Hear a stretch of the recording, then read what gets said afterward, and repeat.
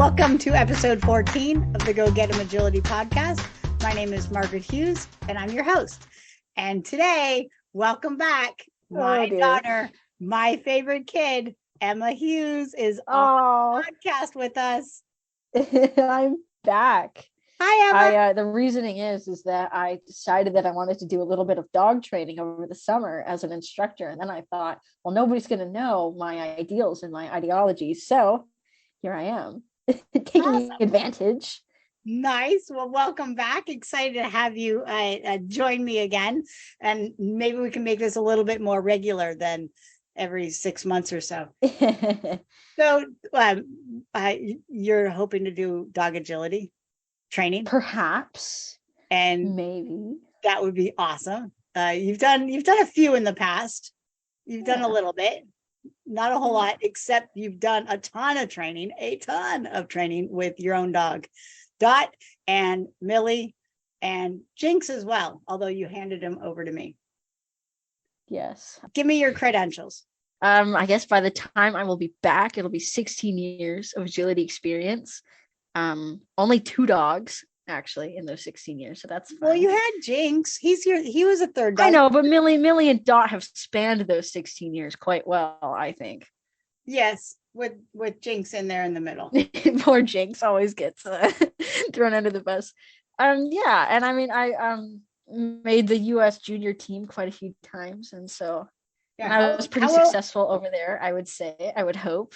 How old were you with your first junior team? Oh goodness, 13, I think. 13. Okay. And I went all the way till I was 18, and then when I was 18, I got second place individually and third place combined. Yeah. Okay. And then there was 1 year in there with COVID. Yes. You're going to Finland, and that one got canceled. Yes. So the second place and the third place, that was with Dot, right? Yes. And that was the virtual one. Yes. I count it though, because they did give me a little like, hey, look what you did. And it was against kids from different countries. And I think there were 12 different countries or something like that in that competition. So and we played honestly. I sent in runs that I didn't do so well on first try. So it was I remember having to video it, and we had to submit the video within 5 minutes of you running it. Or that's right. 5 minutes of the last dog running. And right. We're only given one shot. It was judged virtually by some high-end trainers. I can't remember who all they were, but I remember there's a bunch of them. Yeah, the courses were built and judged by the same European trainers. So nice. Yeah. And I guess I can't think of everything, but Dot's also done quite a few. She's been very successful under Mom as well, under Margaret, doing UKI. She got accepted to the West Coast Open. So under Mom, but under my training, right? Yeah. And so I guess I can. My point being is that I think I can train dogs quite well. I've only ever had 2, so we'll see if I ever get another one, how that one goes. I've been very, very lucky. Okay, but let's be honest here. Now, when you're doing dog training and training agility, and you're instructing other people, you're no longer dog training, you're people training. No. Exactly. That is very true. So do you think you're good at training people? I think it's true with a lot of agility as well. Once you get up to a certain point, I can say now every NQ that I've ever had with Dot now, it's almost always my fault, right? So you have to people train yourself as well once you get to a certain point, I think. Yeah, handler training for sure. So are you good at training people? Are you good with people? I hope so. I mean, I like to brag about Erin. A shout out to Erin. Shout out to Erin, who's going to nationals very well. 7 weeks with Cora. Congratulations. Yeah, I like to take credit for that, even though she has done a ton of work by herself. She has really grabbed the bull by the horns, as they say, and has taken off on her own. Yeah, and I'm very proud. Yeah, but I think that you definitely helped to show her what she could do. Right. I think she's very talented. At a time we'll stop embarrassing Erin on the public podcast now. Well, my point is that I do think that your her working with you helped to open up a new door to a different type of more premier training, more international style training. Right.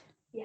And that's kind of what I like to do. I love Premier. I adore it. It's my favorite class, both standard and jumpers. And I That's an love European style courses. Mom is currently holding the newest European prospect. We're not going to or Elijah, as I like to call him, because I think that annoys her.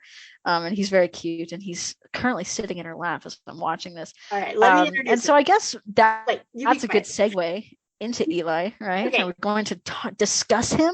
Yes, I want to talk about Eli. So let me introduce Eli. Eli is my newest. Well, he's my puppy, and he's 10 weeks old. I acquired him through Kristen Walter and Resolution Sport Dogs. He is a border Papillon mix with mini American Shepherd. So he's border collie, Papillon, and mini American Shepherd. He's 10 weeks old, and he has been an absolute dream of a puppy. I absolutely love him. He's a little Merle. Yeah, she said that. As she said that, he just bit her chin. So we'll see. No, he's a very good boy. He's a little tired at the moment. Although me contacting you, he woke up when he heard your voice. So he's a little up now. So yeah, I want to talk about puppies. I want to talk about raising a sport dog. I mean, this is my 10th dog. Eli's my 10th dog. He's my 7th agility dog in my house. So when I say that 10 dogs, okay, any dog that you had, Millie, right, Jinx, and Dot. Well, we got Millie when I was 4 or 5. But while they're all those 3 were your dogs. They were in my house. Right. So you're the one who paid for the food. So so I consider them part of my household as well, even though they were not my agility dogs. So Eli is my 10th dog over John and my marriage. He's my 7th agility dog in the home. So I started with a Shih Tzu, then I went to a Pomeranian, then I had a Sheltie, then you had a Sheltie, Millie, then Jinx, Dot, and now Eli. So really my last puppy that I raised for me under my direction, under my training, was Tia, my Shetland sheepdog Tia, who passed away 3 years ago now. I think so. 3 years ago. So I'm really enjoying having a puppy that I'm raising with every intention of having him be a sport dog, with every intention of him going into the agility arena and having hopefully a national career in agility, if not just a local international. If you happen to move to Europe, then yes, I may come over and visit you and put them there. But I mean, I would love to try. I would love to try to go to world team tryouts. But my aspirations to do international agility, that's not where my heart lies. My heart lies more with local and national trials than it does international. However, that being said, I am excited, beyond excited, to train anything and everything I can with this dog as far as agility skills. So threadles, backsides, distance, verbals, all of that is required on those big, fast international courses. So I absolutely plan to train him to that degree, but whether or not I have dreams of being on world team, not now, not at my age. I love watching you, but I'm just not sure. Very kind of you. I don't know. I wouldn't. What if we do like a switcheroo? You know, like what if you wake up one day, he's just like not there, and you're like, oh my God, Emma, you're in Chester, and I'm like, oh yeah, Eli is here too. You're taking my dog now. That's happened a couple of times, right? I know. Well, that's just is. I was like, oh, I'll give you Jinx. Well, you can give me Eli. Yeah. I would love it if you were thrilled with his training. I would. I hope so. I hope so. So I've had him for, I think that it's going to be very interesting having a mixed breed. He is going to be the first mixed breed that we have in our house. I am by no means a purist of dog breeds. I love mixed breeds, and I actually was thinking about having my next dog be like a shelter dog or one of those lines. But I have never lived or experienced a prolonged interaction with a sport bred dog, or what do they call it? Sport mixed dogs? Is that what it's called? I'm not 100% sure. Anyway, the dogs that are bred for like fly ball, right? The Papillon Border Collie mixes. And so I think it's going to be really interesting to see how big he is, because in my head he's huge. I think he's 10 weeks now, and he's 8 pounds. Okay, that's not huge, I guess. Yeah. But no, he's not massive. He's not. But massive. I'm really excited to see how he starts to take agility. Compared to like say Dot, who is a showbred, born and raised, well, not raised, but born dog, bred for conformation. And I'm interested to see the differences between them. Not that I think one is better than the other. Just excited to see how he does. He's very cute. He really does kind of look like an Aussie in my head. I love their broad cheese wedge heads, as I call them. I think they're very cute. Yeah. Eli's mini Aussie. He's got mini Aussie in him. And he's still got the cheese head. My criteria for getting a dog, I wanted them to be smaller, so that they couldn't get on the counters. Not that he couldn't get on a counter with a chair, but from the ground, I'm hoping that he can't get on the counter. He had to have a tail. I wanted less grooming as far as mats go, so that less of that double coat, less of that Sheltie hair. And I absolutely love Shelties, and I was very hesitant to go away from a Sheltie, but I really didn't want to have to deal with the matting that can happen with that thick double coat.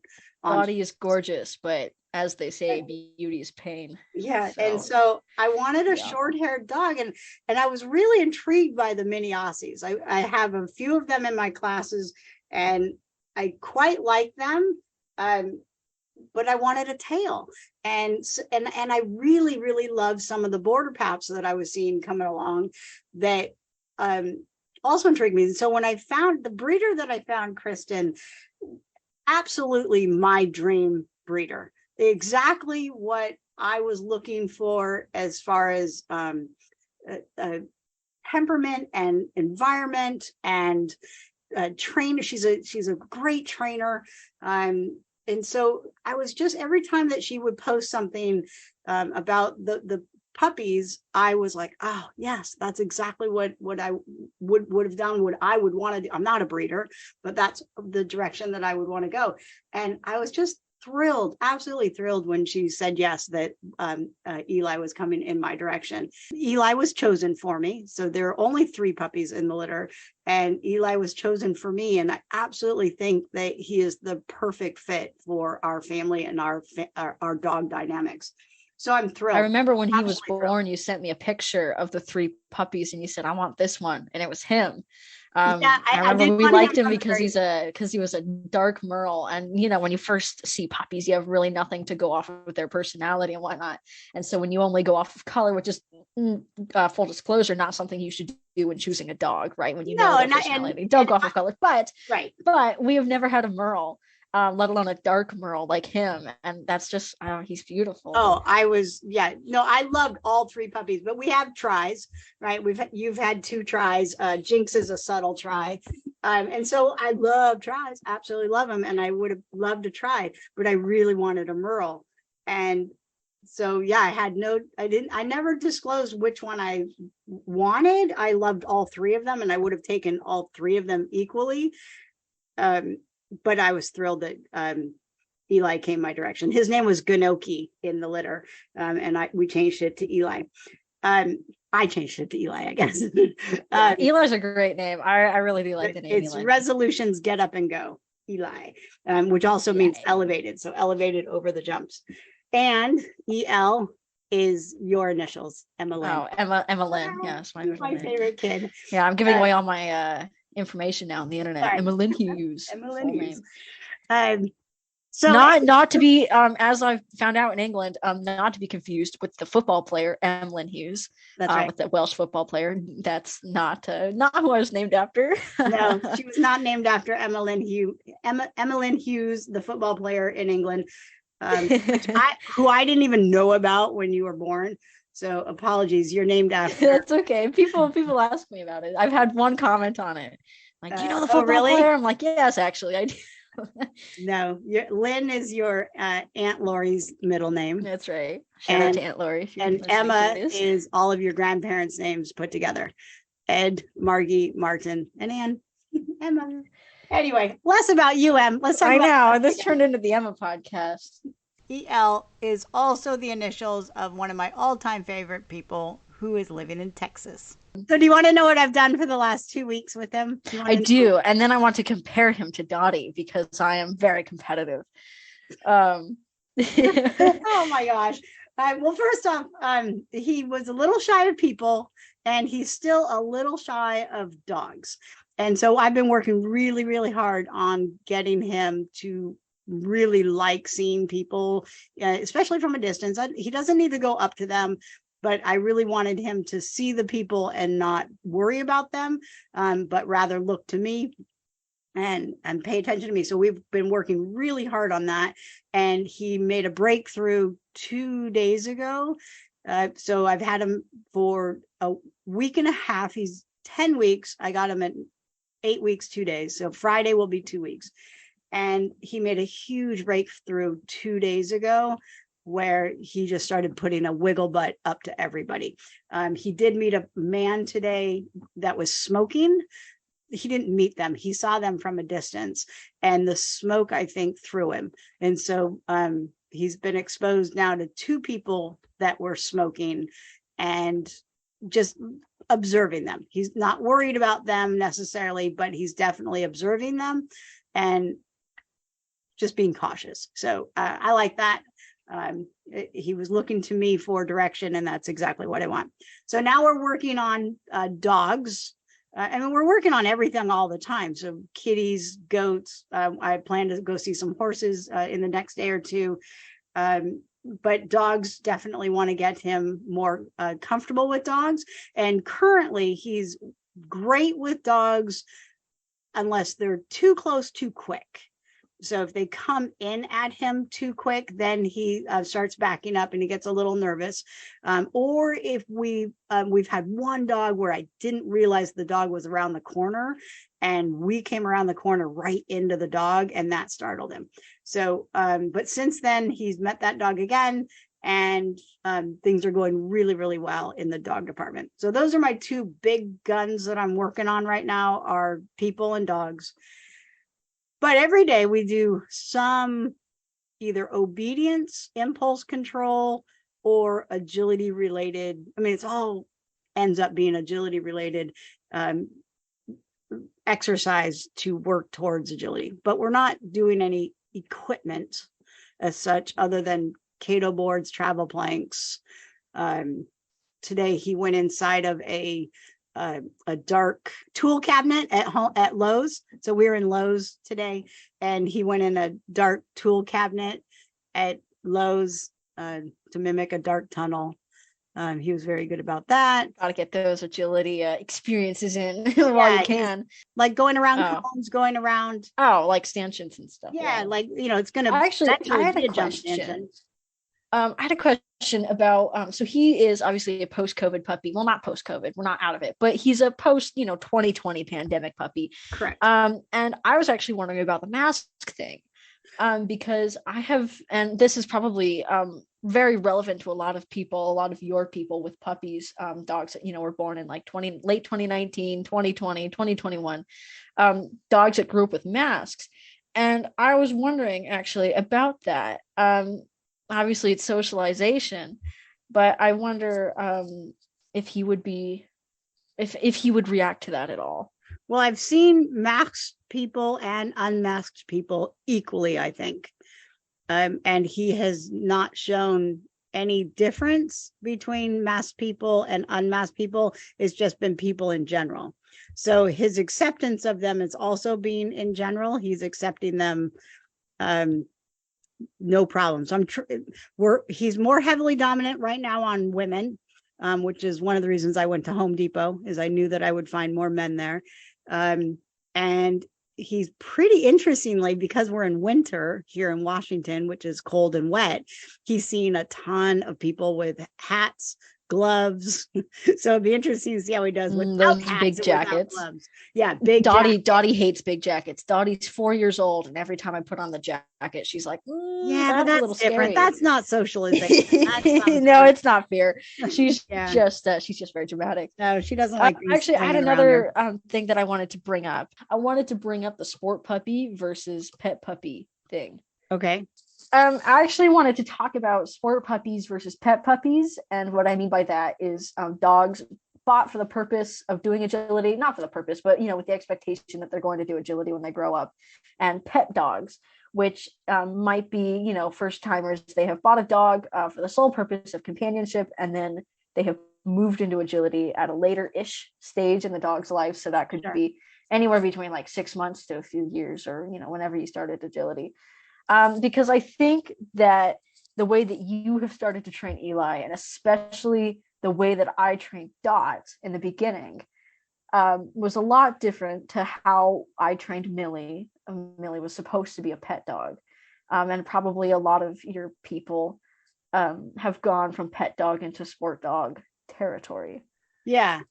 Well, first off, do you know that Millie was bought for you with the sole intention of being your companion, but also doing agility with you? So right, but we didn't think that she'd do as well as she did. Yes, that is true. We didn't think she would be doing agility until she was 11. That is true. But from the day you brought her home, you started agility training with her. Right, but a 4-year-old doesn't know how to train, how to do foundations and whatnot. Right, but I would imagine. I don't know. I don't remember any of that. Right, but I was helping you expose her with the knowledge that she would be in the agility arena eventually. So we were taking her places that I knew would benefit her in the end. So it's a really good question. Here's my thought process on it. First off, Eli is a house dog. That's with the intention of being an agility dog, but I've been working with him with the interdog stuff, with integrating him with the family right from the get-go.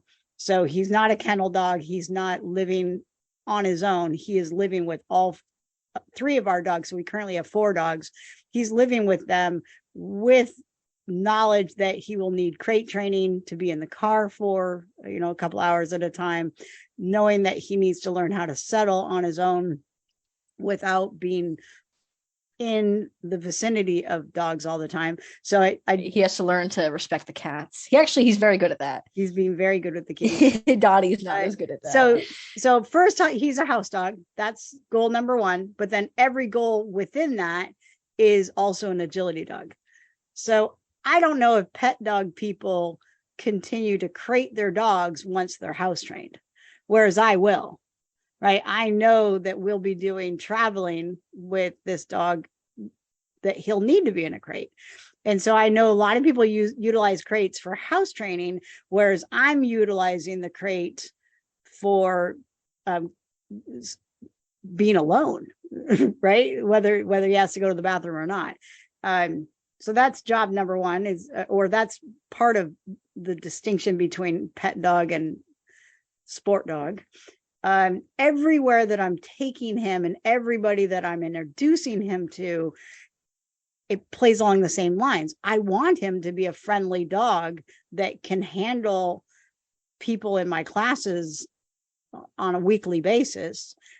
And I also know that I'll see them at an agility trial.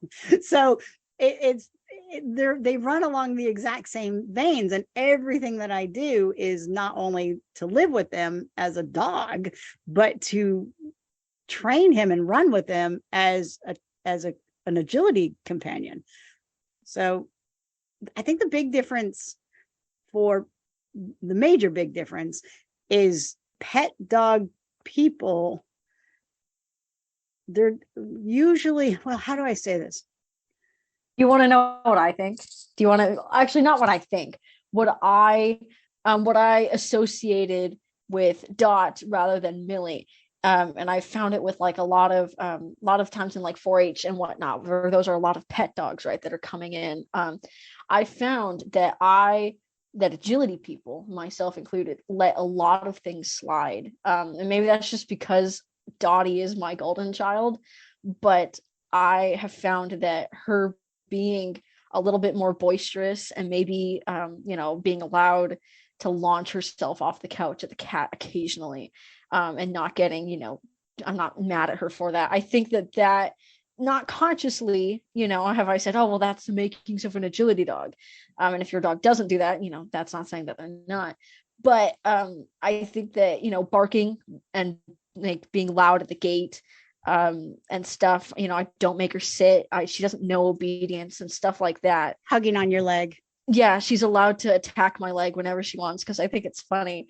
When I feed her, she spins like a record, spinning around and around and around, and I just let her do that. I hate. Let the record stand. So funny. Let the record stand that I do so not funny. let Dottie spin. Oh, she genuinely, like, she spins. I hate it so fast. It's crazy. All right, so you're saying that as a sport dog person, you give her more leeway to do some naughty stuff than a pet dog person would? I think so. I've seen like a lot of my friends' pet dogs, they are much more well behaved than she is. I mean, these dogs sit at the door, and then when I walk in, they just sit there and they look at me, and I'm like, oh, hey.